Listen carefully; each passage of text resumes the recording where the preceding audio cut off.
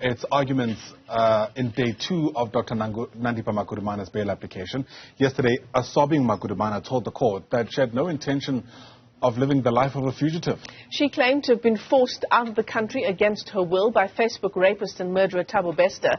Tears dried when the state hit back when Magudumana shaking her head with the submission that she will evade trial and that no bail conditions would stop her from doing so. That's right. Magudumana is facing Schedule 5 offences for her alleged involvement in Bester's prison escape. Mnisi is part of our team watching the story. He joins us now live outside the Bloemfontein Magistrate Court. And of course, the picture that Nandipha Magudumana is trying to paint here, Linda, is that of a victim, almost someone in distress.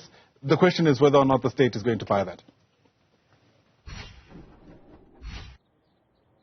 Well, the state clearly does not believe that, and it believes that it has enough evidence to prove that what she's claiming is a lie. You would have seen in the manner in which they detailed her alleged involvement in the prison escape of Thabo Bester, looking at what happened prior to the escape as well as during and after. You'll remember the issue around the claiming of bodies, how the first attempt to help Thabo Bester escape from the Mangaung facility failed, and the body later discarded and found floating in a river. The state telling the court that that body is still lying in the mortuary and is yet to be identified. They went on to describe how, she assisted in helping him escape from prison, and even after the escape, how Katlego Bereng's body became a matter of contention between the state as well as hers, taking to the Pretoria High Court to file an urgent application that she be declared the customary wife of Thabo Bester. That affidavit that she deposed before the Pretoria High Court read out in court on how she is the customary wife of Thabo Bester and that lobola was paid. They also read the supporting affidavit of Dr Nandipha Magudumana's father, Zolile Sekeleni, who is accused number 2 in this matter. He basically details in that particular affidavit how, the arrangement for lobola were made, and that a certain Magagula, who is Thabo Bester's uncle, came to pay 60,000 rand for her daughter's lobola. He then goes on to say what they know is that David Magagula has since passed away, but the state also going as far as saying they followed up on the evidence that was put before that court, and it appeared that from the family member that was alive, the only uncle that Thabo Bester has, he's not even a David Magagula. He has a different name, but saying that there was never a person of that nature.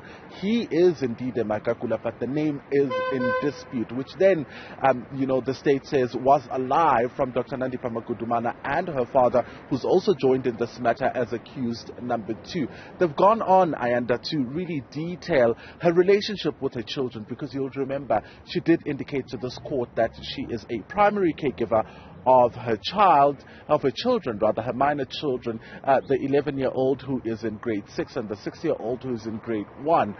But they're detailing that she left her children since March 2023 and eloped with a convicted murderer who had escaped from prison and was found in a different country. They tell the court that essentially, she's had no contact with these family members, as well as the father of these children. It's also interesting how they paint the situation around her marriage, because in her papers, in her affidavit rather, she tells the court that she is still married even though she is separated, but won't divulge the details around her separation with her husband. But at the same time, they are revealing issues of the state, that is revealing information of her having taken to the Pretoria High Court to be declared as the customary wife of Thabo Bester. So they're saying that she was found in Tanzania with a number of passports that were not stamped, indicating that she left the country illegally. So it's quite clear to the state that no bail conditions will help her not evade trial. She will indeed evade trial, according to the state. Plenty to think about as day 2 of that bail bid gets underway today. For now, Linda Mnisi, live to us from outside the Bloemfontein Magistrates Court. Thanks very much indeed.